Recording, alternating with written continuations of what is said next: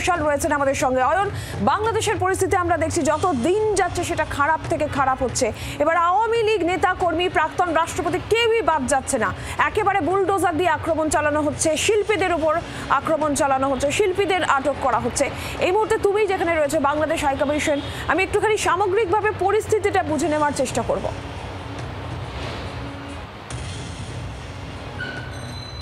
আগে সেদেশের পরিস্থিতি আলোচনা করা ভালো।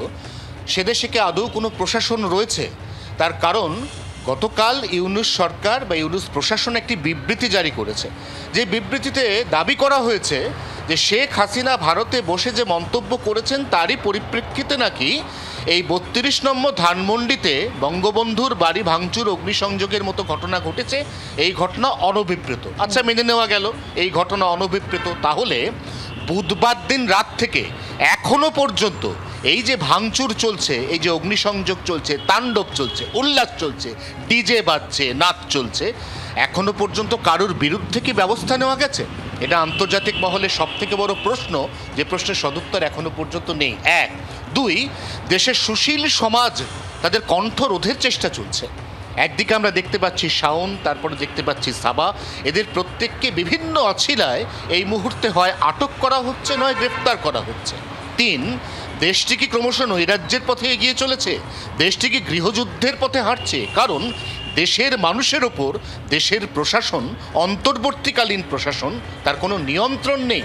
এবং সব মিলিয়ে এই মুহূর্তে বাংলাদেশের যে উদ্ভূত পরিস্থিতি, সেই উদ্ভূত পরিস্থিতিতে সব থেকে বড় প্রশ্ন দুটো। এক হচ্ছে যে বদলের বাংলাদেশ, যে বদলের 6 মাস হয়ে গেছে, তারপর বাংলাদেশের নাগরিকরা কি পেয়েছেন? তারা মূল্যবৃদ্ধি জাতাকলে হাঁসফাঁস করছেন। একটা দেশে কর্মসংস্থানের অবস্থা শোচনীয়। এই মুহূর্তে বেকারত্বের যে পরিসংখ্যান, তা বাংলাদেশ প্রশাসনের পিঠ দেওয়ালে ঠেকিয়ে দেওয়ার ক্ষেত্রে যথেষ্ট। তার থেকেও যেটা গুরুত্বপূর্ণ বিষয়, দেশের আইন শৃঙ্খলা পরিস্থিতির ওপর কণামাত্র নিয়ন্ত্রণ যে কায়েম করা যাচ্ছে না, সেটা আরেকটি ঘটনায় পরিষ্কার। বাংলাদেশের সেনা যারা ইউনিফর্ম পাল্টেছে কিন্তু দক্ষতা বাড়াতে পারেনি, সেই সেনাদের একটা অংশ ৩২ নম্বর ধানমন্ডির যে বাড়িকে এখন আর বাড়ি না বলে কার্যত একটা ধ্বংসস্তূপ বলাই সমীচীন হবে, সেই বাড়ির সামনে গিয়ে পরিস্থিতি কোট আনকোট পর্যালোচনা করে ফিরে গেছে। প্রশাসনিক কোনো ব্যবস্থা এখনো পর্যন্ত সেখানে নেওয়া হয়েছে বলে আন্তর্জাতিক মহলে সদুত্তর প্রমাণ কিচ্ছু দিতে পারেননি ইউনূস প্রশাসন।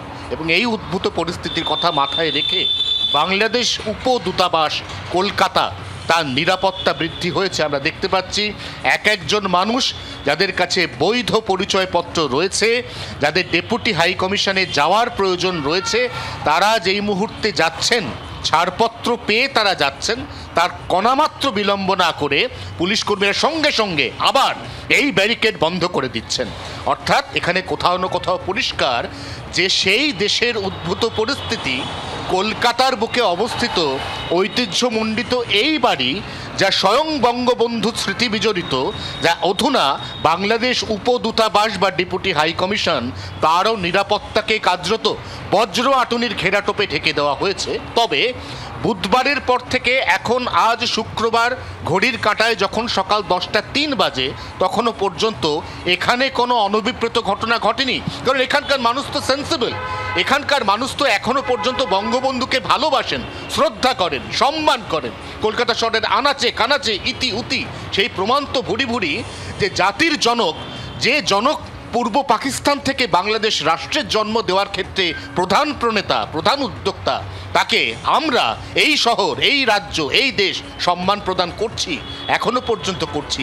কিন্তু তার নিজের দেশ, সেই নিজের দেশে তিনি যে আচরণ পাচ্ছেন, যে ব্যবহার পাচ্ছেন, কিছু উন্মত্ত যুবকের উশৃঙ্খল আচরণের শিকার যেভাবে এই মুহূর্তে গোটা বিশ্বে নিন্দিত হচ্ছে, সমালোচিত হচ্ছে, সেই দেশের হুঁশ আদৌ ফিরবে কিনা, এটা এই মুহূর্তে লাখ টাকার প্রশ্ন। অয়ন, তুমি আমাদের সঙ্গে থাকো। আর আমরা বিএনপি নেতা হাফিজুর রহমান তার বক্তব্য পেয়েছি, শুনবো। গণতন্ত্রকে ধ্বংস করার জন্যে হয়তো আগামী দিনে গণতন্ত্রের পথে বাধা হয়ে দাঁড়াতে পারে, এই জন্য কেউ কেউ হয়তো বিশৃঙ্খলা সৃষ্টি করার চেষ্টা করতে পারেন। গতকালকে যে ঘটনা ঘটেছে সেটি এখনো শেষ হয় নাই। এটি কারা করেছে এই তথ্য আমাদের কাছে নাই। এতে সরকারের কি ভূমিকা ছিল সেই তথ্য আমাদের কাছে নাই। সুতরাং আমরা আর অল্প কিছু সময় অপেক্ষা করব। আজকে দিনের মধ্যেই আশা করি সবকিছু পরিষ্কার হবে। অয়নের কাছে আবারও যাব। অয়ন, যেমনটা আমরা দেখছি যে বাংলাদেশ ডেপুটি হাই কমিশন, সেখানেও নিরাপত্তার একটা কড়া বন্দোবস্ত রয়েছে। আর কিছুক্ষণ আগে যে তুমি যেই কথাটা বলছিলে যে কার্যত শেখ হাসিনা কিন্তু তার অডিও বার্তা এই কথাই বলছে যে এইভাবে ধ্বংসলীলা চালিয়ে, এইভাবে বাড়ি ভেঙে ফেলে ইতিহাস বা বঙ্গবন্ধুকে আদৌ কি সাধারণ যারা বাংলাদেশি তাদের মন থেকে মুছে ফেলা যাবে?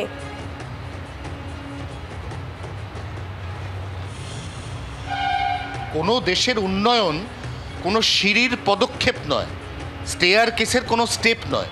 যে কোনো দেশের উন্নয়ন বা সমৃদ্ধি আসলে একটা গাছের মতো, যেখানে মূল বা গুঁড়িকে অগ্রাহ্য করে সেই গাছ কখনো বিকশিত হতে পারে না। এটা বাংলাদেশ সম্পর্কে এই মুহূর্তে গোটা আন্তর্জাতিক মহলের অ্যাসেসমেন্ট।